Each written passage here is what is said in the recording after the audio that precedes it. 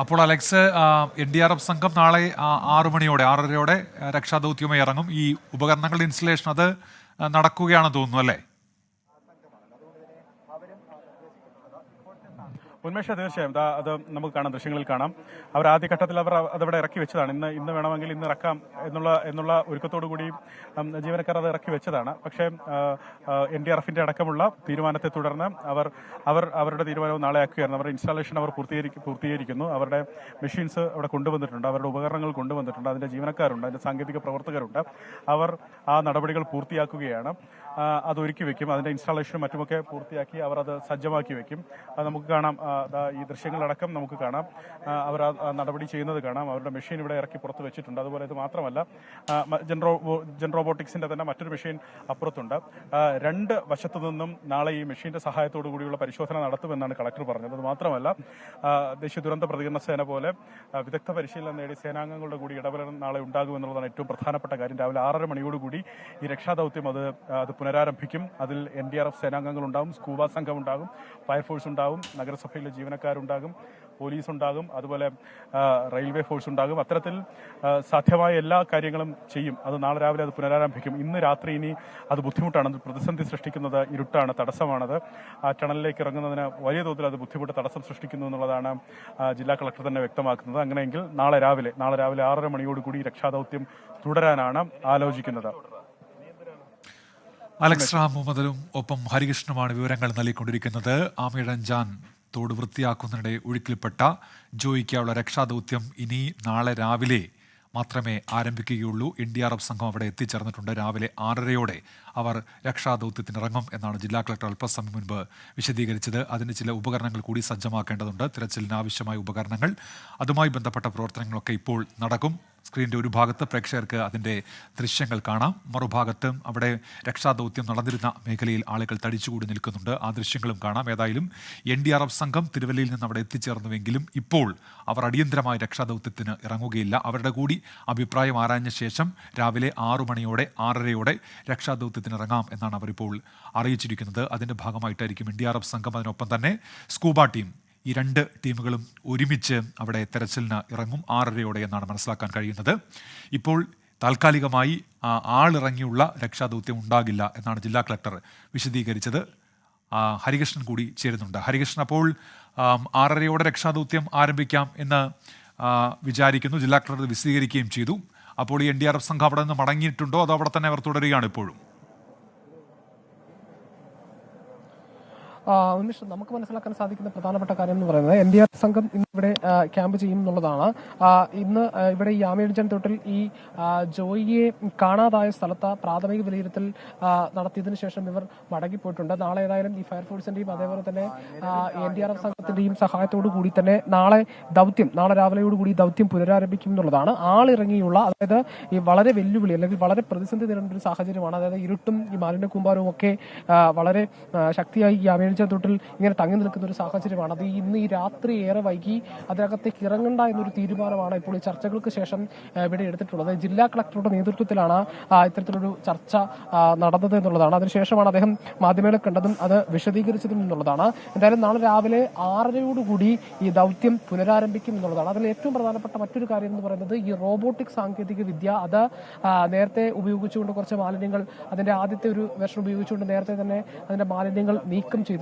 കുറച്ചുകൂടി ഒരു അപ്ഡേറ്റഡ് ആയിട്ടുള്ള വേർഷൻ, കുറച്ചുകൂടി ഈ നൈറ്റ് വിഷൻ ക്യാമറയൊക്കെ ഉപയോഗിച്ചുകൊണ്ടുള്ള ഒരു വലിയ മെഷീൻ അത് ഇപ്പോൾ കൊണ്ടുവന്നിരിക്കുന്നു. ഇപ്പോൾ തന്നെ ഇറക്കാനായിരുന്നു അവരുടെ ആദ്യത്തെ ഒരു തീരുമാനമെന്ന് പറയുന്നത്. പിന്നീട് ഈ അധികാരികളുടെ നിർദ്ദേശപ്രകാരം അവരത് നാളെ രാവിലത്തേക്ക് മാറ്റിവെക്കാം എന്നുള്ളതാണ് മനസ്സിലാക്കാൻ സാധിക്കുന്നത്. എങ്കിലും ഈ മെഷീനിന് കുറേയധികം ഇൻസ്റ്റാളേഷൻസ് ഒക്കെ ആവശ്യമുണ്ട്, സജ്ജീകരണങ്ങളൊക്കെ ആവശ്യമുണ്ട്. അത് ഇന്ന് രാത്രിയോടുകൂടി തന്നെ പൂർത്തിയാക്കി നാളെ രാവിലെ ഏതാണ്ട് ഒരു 6 മണി 6:30 സമയത്തോടു കൂടി എല്ലാം സജ്ജമായി രക്ഷാദൗത്യം തുടരാനാണ് ഇപ്പോഴെടുത്തിരിക്കുന്ന ഒരു പ്രധാന പ്രധാനപ്പെട്ട തീരുമാനം എന്നുള്ളതാണ്. അതിന്റെ പണികൾ ഇപ്പോൾ തന്നെ നമുക്ക് ദൃശ്യങ്ങളിൽ കാണാൻ കഴിയും. ഇപ്പോൾ തന്നെ ഈ മെഷീനുമായി ബന്ധപ്പെട്ട കാര്യങ്ങൾ ഇപ്പോൾ തന്നെ അവരുടെ ടീം ഈ ജെൻ റോബോട്ടിക്സ് എന്ന് പറയുന്ന അവരുടെ ഈ ടീം ഒരു ഹൈഡ്രോളിക് മെഷീനാണ് 250 അതിലധികം കിലോ മാലിന്യങ്ങൾ ഈ ഇവിടെ നിന്ന് നീക്കം ചെയ്യാൻ കഴിയും എന്നുള്ളതാണ് മനസ്സിലാക്കാൻ സാധിക്കുന്നത്.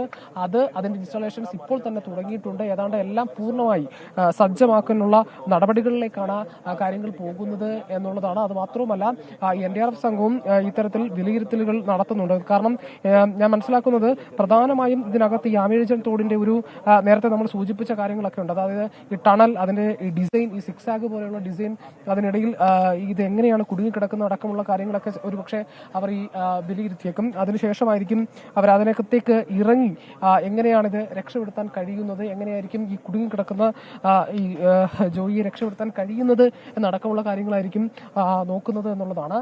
ഏതായാലും അത്തരം കാര്യങ്ങൾ കൂടി ഇതിന്റെ പരിഗണനയിൽ വരും എന്നുള്ളതാണ് മനസ്സിലാക്കാൻ സാധിക്കുന്നത്. രാവിലെ താൽക്കാലികമായി ഇന്നത്തെ രക്ഷാദൗത്യം അത് അവസാനിപ്പിച്ചിരിക്കുന്നു എന്ന് വേണം പറയാൻ. ആളിറങ്ങിയുള്ള രക്ഷാദൗത്യം അവസാനിപ്പിച്ചിരിക്കുന്നു. അതിന് പകരം ഇത്തരത്തിൽ മറ്റ് സാങ്കേതിക വിദ്യകൾ ഉപയോഗിച്ചുള്ള രക്ഷാദൗത്യം അതിനുള്ള പൂർണ്ണമായും സജ്ജമാക്കുന്നതിനുള്ള കാര്യങ്ങൾ അത് നടത്തിക്കൊണ്ടിരിക്കുകയാണ്. ഇപ്പോൾ നമുക്ക് ഈ ദൃശ്യങ്ങളിൽ കാണാൻ കഴിയും, ഈ ക്യാമറ ദൃശ്യങ്ങൾ നമുക്ക് കാണാൻ കഴിയും. അവരുടെ ടീം ഇത്തരത്തിൽ അത് ഇൻസ്റ്റാളേഷൻ നടപടികൾ ഇപ്പോൾ തന്നെ ഒട്ടും സമയം കളയാതെ തന്നെ അത് ആരംഭിച്ചു കഴിഞ്ഞിട്ടുണ്ട് എന്നുള്ളതാണ് മനസ്സിലാക്കാൻ സാധിക്കുന്നത്. അത് ഇൻസ്റ്റാളേഷന് തന്നെ അധികം സമയമെടുക്കുമെന്നാണ് നമ്മൾ മനസ്സിലാക്കുന്നത്. അതൊരു വലിയ മെഷീനാണ്. ഇത്തരത്തിൽ ഹൈഡ്രോളിക് പ്രഷർ ഉപയോഗിച്ചുകൊണ്ട് ഈ മാലിന്യങ്ങൾ നീക്കം ചെയ്യാൻ കഴിയുന്നതാണ്. അതിലവർക്ക് വലിയ പ്രതീക്ഷയുണ്ട്. ഈ കമ്പനി തന്നെ നമ്മളോട് ഒരു പ്രധാനപ്പെട്ട പ്രതീക്ഷ പങ്കുവെക്കുന്ന ഒരു കാര്യം എന്ന് പറയുന്നത് വലിയ രീതിയിലുള്ള മാലിന്യങ്ങൾ, ഇതിനടിയിലുള്ള വലിയ രീതിയിലുള്ള മാലിന്യങ്ങൾ ഒരുപക്ഷെ വളരെ ചുരുങ്ങിയ സമയം കൊണ്ട് നീക്കം ചെയ്യാൻ ഇവർക്ക് സാധിച്ചേക്കും. അത് രക്ഷാദൗത്യത്തിന് വലിയ സഹായകരമാകും എന്നുള്ളതാണ്. ശരി ഹരീഷ്, അതാണ് ഇപ്പോൾ ജില്ലാ കളക്ടർ വിശദീകരിക്കുന്നതും. ഇപ്പോൾ അലക്സ് റാം മുഹമ്മദ് കൂടി ചേരുന്നുണ്ട്. അലക്സ്, അപ്പോൾ 6:30 രക്ഷാദൗത്യം പുനരാരംഭിക്കും അല്ലേ? ഉന്മേഷ, തീർച്ചയായും രാവിലെ 6:30 മണിയോടുകൂടി രക്ഷാപ്രവർത്തനം പുനരാരംഭിക്കുമെന്നാണ് ജില്ലാ കളക്ടർ വ്യക്തമാക്കിയത്. NDRF സംഘം ആ സമയത്ത് തന്നെ സജ്ജമായി എത്തും. അവർ തൊട്ടടുത്ത് തന്നെയാണ്, തൊട്ടടുത്ത് ചൈത്രത്തിലാണ് അവരുടെ സ്റ്റേ ഒരുക്കിയിരിക്കുന്നതെന്നാണ് മനസ്സിലാക്കുന്നത്. തൊട്ടടുത്ത് തന്നെ NDRF സംഘമുണ്ട്. അതുമാത്രമല്ല ഈ വിദഗ്ധ സംഘത്തോടൊപ്പം തന്നെ, അതായത് ഇത്തരത്തിലുള്ള അപകട മേഖലയിൽ ഇറങ്ങി രക്ഷാദൗത്യം നടത്താൻ വിദഗ്ധ പരിശീലനം നേടിയ ഈ ദേശീയ ദുരന്ത പ്രതികരണ സേനയ്ക്കൊപ്പം തന്നെ സാധ്യമായ സാങ്കേതിക സംവിധാനം കൂടി, സാങ്കേതിക വിദ്യ കൂടി ഉപയോഗിക്കുന്നു എന്നുള്ളതാണ് ഏറ്റവും പ്രധാനപ്പെട്ട കാര്യം. നമ്മൾ നേരത്തെ പറഞ്ഞതുപോലെ ഈ ജെൻ റോബോട്ടിക്സിന്റെ ഈ കൊണ്ടുവന്ന രണ്ടാമത്തെ മെഷീൻ അത് ഈ വെള്ളത്തിനുള്ളിൽ ഇറങ്ങി, മലിനജലത്തിനുള്ളിൽ ഇറങ്ങി, അത് നിരീക്ഷണ സംവിധാനം അടക്കം നടത്തി ആ മാലിന്യത്തെ തള്ളി പരമാവധി അതിന്റെ ബ്ലോക്കും മറ്റുമൊക്കെ നിരീക്ഷിക്കാൻ പാകത്തിനുള്ള ഒരു സംവിധാനമാണ്. അത്തരത്തിൽ ആ സാങ്കേതിക സംവിധാനം കൂടി, ആ സാങ്കേതിക വിദ്യ കൂടി പരമാവധി പ്രയോജനപ്പെടുത്തുന്നു നാളത്തെ രക്ഷാദൗത്യത്തിൽ എന്നുള്ളതാണ് ഏറ്റവും പ്രധാനപ്പെട്ട കാര്യം. അങ്ങനെ പൂർണ്ണമായും മുഴുവൻ സേനാംഗങ്ങളും ഈ രക്ഷാദൗത്യത്തിൽ ഇന്ന് ഏർപ്പെട്ടിരുന്ന മുഴുവൻ പേരും നാളെ രക്ഷാപ്രവർത്തനം വീണ്ടും പുനരാരംഭിക്കും. അതിൽ സ്കൂബ സംഘമുണ്ട്. അവരുടെ ഒന്നും പ്രവർത്തനം വിസ്മരിക്കാൻ സാധിക്കില്ല. ഫയർഫോഴ്സ് ഉണ്ട്. രാവിലെ മുതൽ തന്നെ ഫയർഫോഴ്സ്, സ്കൂബ സംഘം, ഒപ്പം നഗരസഭയിലെ ശുചീകരണ വിഭാഗം ജീവനക്കാർ, അവർ കൈമെയ് പറന്ന് മണിക്കൂറുകൾ, ഏതാണ്ട് 12-13 മണിക്കൂറുകളോളം അവർ ഈ രക്ഷാദൗത്യവുമായി മുന്നോട്ട് പോയവരാണ്. ജോയി അവിടെ നിന്ന് രക്ഷിക്കുന്നതിന് വേണ്ടി ഉള്ള എല്ലാ നടപടിയും, അവർക്ക് സാധ്യമായ എല്ലാ നടപടിയും സ്വീകരിച്ച് മുന്നോട്ട് പോയതാണ്. നിർദ്ദേശം അവർ ഈ എല്ലാം സ്വീകരിച്ചിരുന്നവരാണ്. അതിനുശേഷമാണ് ഈ സമയത്ത് ഏതാണ്ട് 1 മണിയോട് എടുക്കുമ്പോൾ ഇന്നത്തെ ഈ ടണലിൽ ഇറങ്ങിയുള്ള രക്ഷാദൗത്യം തൽക്കാലം ഇന്ന് അവസാനിപ്പിക്കാം, നിർത്തിവെക്കാമെന്ന് ജില്ലാ ഭരണകൂടം തീരുമാനിക്കുന്നത്. ജില്ലാ കളക്ടർ NDRF സംഘവുമായും അതുപോലെ ഈ പറഞ്ഞ സാങ്കേതിക വിദ്യ ഇംപ്ലിമെന്റ് ചെയ്യുന്ന ടീമുമായും ഒക്കെ അതുപോലെ മേയറും ഡെപ്യൂട്ടി മേയറും ഒക്കെ സംസാരിച്ചിരുന്നു. ശേഷമാണ് ഇത്തരത്തിലൊരു തീരുമാനത്തിലേക്ക് എത്തുന്നത്. ഈ തീരുമാനം നാളെ രാവിലെ പ്രാവർത്തികമാക്കും. അതായത് എങ്ങനെയാണോ ഇന്ന് ഈ മണിക്കൂറുകളിൽ രക്ഷാദൗത്യം നടന്നത്, അതിനേക്കാൾ ശക്തിയായി നാളെ രാവിലെ ഇത് ലഭിക്കും എന്നുള്ള സുപ്രധാനമായ കാര്യം. മഴ പെയ്തില്ല എങ്കിൽ ഇവിടേക്ക് ഒഴുകിയെത്തുന്ന വെള്ളത്തിന്റെ അളവ് കുറവാണെങ്കിൽ അത് രക്ഷാപ്രവർത്തനത്തിന് സഹായിക്കും. പക്ഷേ തിരിച്ചാണെങ്കിൽ, പകരം മഴ പെയ്യുന്ന ഒരു സാഹചര്യമാണെങ്കിൽ സ്വാഭാവികമായി വലിയ വെള്ളക്കെട്ടായിരിക്കും. കാരണം ഇന്ന് രാവിലെ ഈ പ്രദേശത്തേക്ക് നമ്മൾ വരുമ്പോൾ, അതായത് ജോയി ഈ ആമേഴഞ്ചാൻ തോട്ടിലേക്ക് ഇറങ്ങുമ്പോൾ ഏതാണ്ട് കഴുത്തറ്റം വെള്ളമുണ്ടായിരുന്നു. മാലിന്യവും അങ്ങനെ തന്നെ കെട്ടിക്കിടക്കുന്ന ഒരു സാഹചര്യമാണ് ഉണ്ടായത്. അവിടെ നിന്ന് ഈ വേസ്റ്റ് മുഴുവൻ നീക്കം ചെയ്തതിന് ശേഷമാണ് ഈ ടണലിലേക്ക് ഇറങ്ങാൻ സ്കൂബ സംഘത്തിന് സാധിച്ചതെന്നുള്ളതാണ് ഏറ്റവും പ്രധാനം. ഉന്മേഷ്, ഞാൻ ആവർത്തിച്ച് പറയുന്ന ഒരു കാര്യമുണ്ട്. അത് ഈ രക്ഷാപ്രവർത്തനത്തിനും രക്ഷാദൗത്യത്തിനും നേതൃത്വം നൽകുന്നവർ പറയുന്നതാണ്. അവരിപ്പോഴും പ്രതീക്ഷിക്കുന്നത് ഈ ആമേഴഞ്ചാൻ തോടിന്റെ ഈ ഭാഗത്ത് നിന്ന് അദ്ദേഹത്തിനെ കാണാതായി ഏതാണ്ട് ആ 3ാമത്തെ ട്രാക്കിന് മുമ്പിൽ വെച്ച ആ മാൻഹോൾ വരെ ഏതാണ്ട് 80 മീറ്റർ ഉണ്ട്. അതിൽ 40 മീറ്റർ സ്കൂബ സംഘം സഞ്ചരിച്ച് പരിശോധന നടത്തി. ഇടയിലുള്ള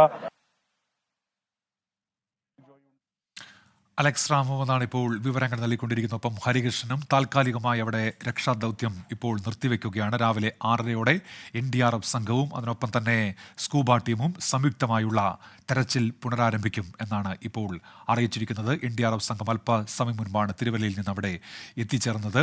ജില്ലാ കളക്ടറാണ് ഇത് സംബന്ധിച്ച വിവരങ്ങൾ നൽകിയത്. 6:30 നാളെ ഇന്ന് പുലർച്ചെ 6:30 തന്നെ രക്ഷാദൗത്യം പുനരാരംഭിക്കും. അതിനായുള്ള സാങ്കേതിക വിദ്യാ സഹായം ആവശ്യമുണ്ട്. അതെല്ലാം സജ്ജീകരിക്കും. അങ്ങനെ അതെല്ലാം ഉറപ്പിച്ച ശേഷമാകും ഇപ്പോൾ രക്ഷാദൗത്യം രാവിലെ ആരംഭിക്കുക.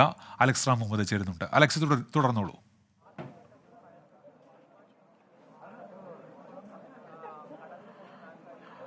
ഉന്മേഷ, ഏതാണ്ട് 12-13 മണിക്കൂറാവുന്നു രക്ഷാപ്രവർത്തനം ആരംഭിച്ചിട്ട്. ഇന്ന് അത് താൽക്കാലികമായി നിർത്തിവെക്കാനുള്ള ഒരു തീരുമാനമാണ് ജില്ലാ ഭരണകൂടത്തിന്റെ ഭാഗത്തു നിന്നുണ്ടായിട്ടുള്ളത്. ജില്ലാ കളക്ടർ അടക്കം വ്യക്തമാക്കുന്നത് തന്നെയാണ്.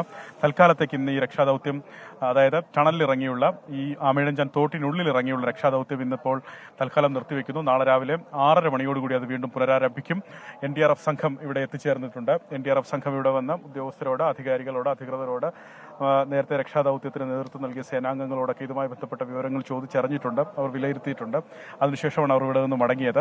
അതുമാത്രമല്ല, മറ്റൊരു സാങ്കേതിക ഉപകരണം കൂടി, ഒരു മെഷീൻ കൂടി ഇവിടേക്ക് കൊണ്ടുവന്നിട്ടുണ്ട്. ഈ ജെൻ റോബോട്ടിക്സിന്റെ അതിന്റെ അണിയറ പ്രവർത്തകർ, അതിന്റെ സാങ്കേതിക പ്രവർത്തകർ.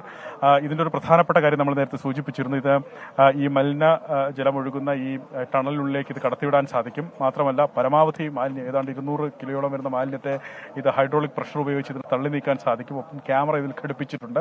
ആ വിഷൻ അടക്കം പോസിബിൾ ആയിരിക്കും. അതിനുള്ളിലുള്ള തടസ്സം എന്താണ് എന്നടക്കം വ്യക്തമാകുന്ന വിഷൻ അടക്കം പോസിബിൾ ആയിരിക്കും എന്നുള്ളതാണ് പ്രധാനപ്പെട്ട കാര്യം.